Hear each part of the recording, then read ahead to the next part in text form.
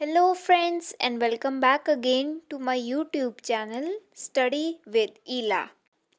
तो आज की वीडियो में हम एक नया टॉपिक स्टार्ट करने वाले हैं जिसका नाम है सब्जेक्ट वर्ब कॉन्कर्ड या सब्जेक्ट वर्ब एग्रीमेंट।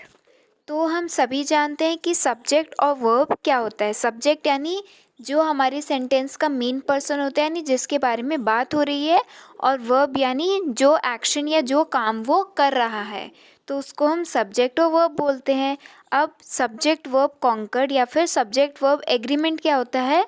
जो हमारा सेंटेंस है उसमें जो सब्जेक्ट है और जो वर्ब है वो मैच होनी चाहिए, यानी एक दूसरे से एग्री होने चाहिए, तभी हमारा जो सेंटेंस है वो करेक्ट होगा। यानी जो सेंटेंस में हमारा वर्ब है वो सब्जेक्ट के अनुसार होना चाहिए। अगर सब्जेक्ट प्लूरल है तो वर्ब भी प्लूरल आएगी, और अगर सब्जेक्ट सिंगुलर है तो वर्ब भी सिंगुलर आएगी।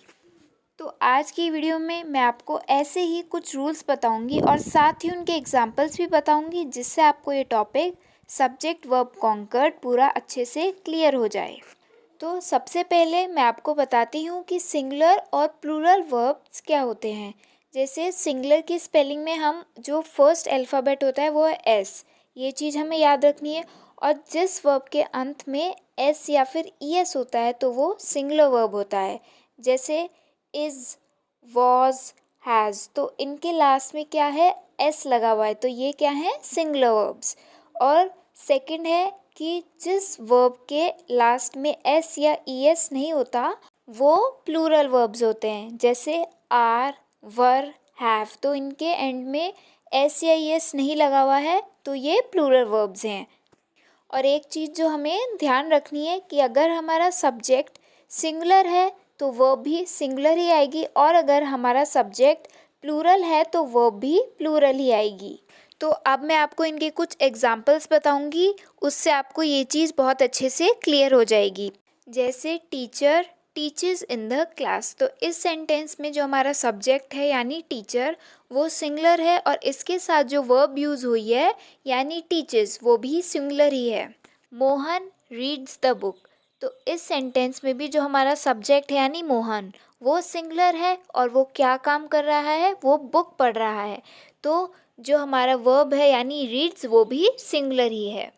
दे कुक फूड, तो इस सेंटेंस में जो हमारा सब्जेक्ट है यानी दे वो प्लूरल है, और जो हमारा वर्ब है यानी कुक वो भी प्लूरल है।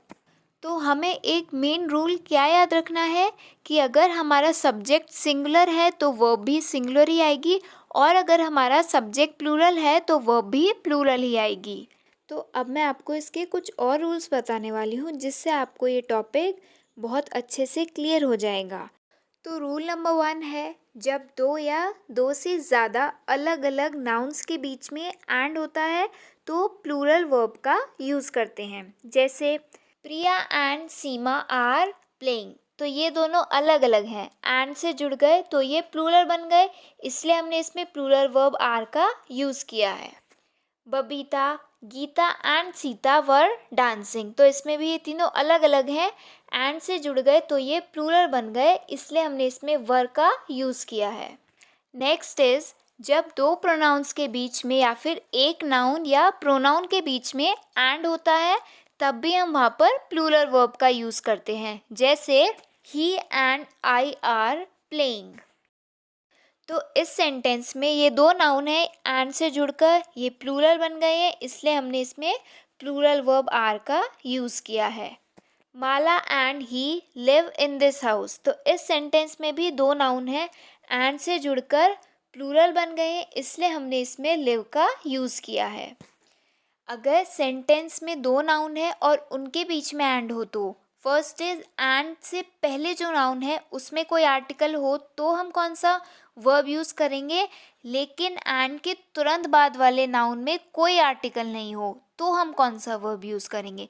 तो इसको हम एक एग्जाम्पल के थ्रू समझते हैं। जैसे the teacher and poet is coming, तो इस सेंटेंस में एंड के पहले जो नाउन है यानी टीचर उससे पहले आर्टिकल है द, लेकिन एंड के बाद जो पोएट है उसमें कोई भी आर्टिकल नहीं है, तो इससे हमें क्या पता चल रहा है कि जो टीचर है और पोएट है वो एक ही पर्सन है, एक सिंगल पर्सन है, ना कि अलग अलग पर्सन्स हैं।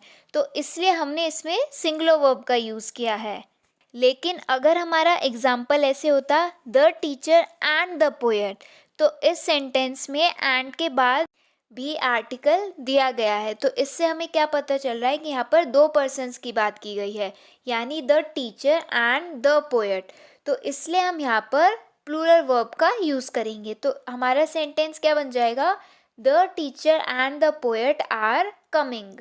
तो अगर एंड के बाद कोई आर्टिकल नहीं है तो मतलब वहाँ पर एक सिंगल पर्सन की बात की गई है, वहाँ पे सिंगुलर सब्जेक्ट है, तो हम वहाँ पे सिंगुलर वर्ब ही यूज़ करेंगे।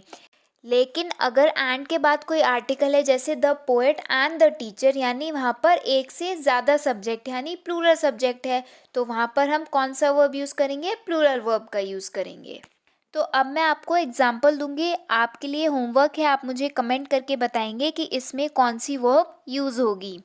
A clerk and a typist dash sitting, तो इसके ऑप्शंस हैं वॉज और वर।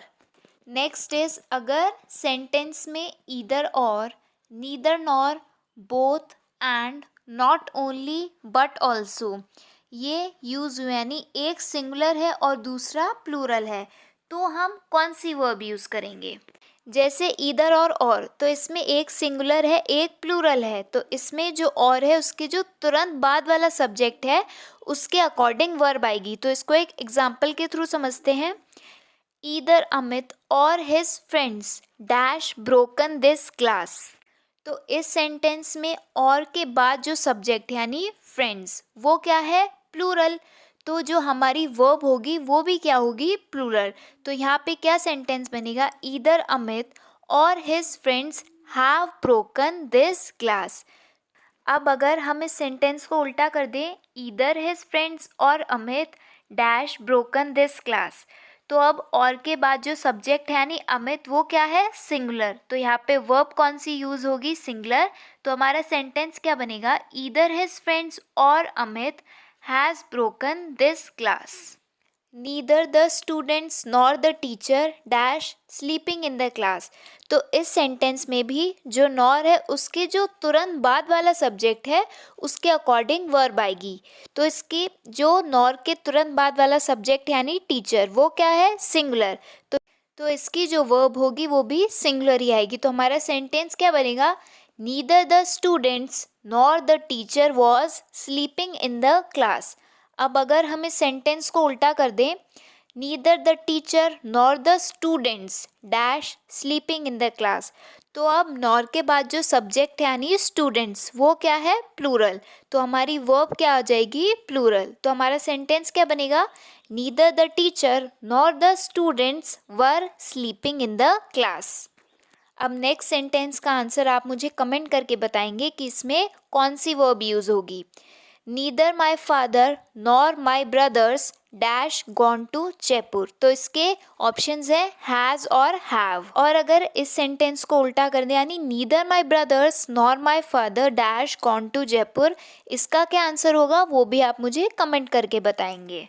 नेक्स्ट इज अगर सेंटेंस के बीच में अकेला और है यानी ईदर नहीं है सिर्फ और है, तब भी हम जो सेकंड सब्जेक्ट होगा यानी और के बाद वाला जो सब्जेक्ट होगा उसके अकॉर्डिंग वर्ब आएगी।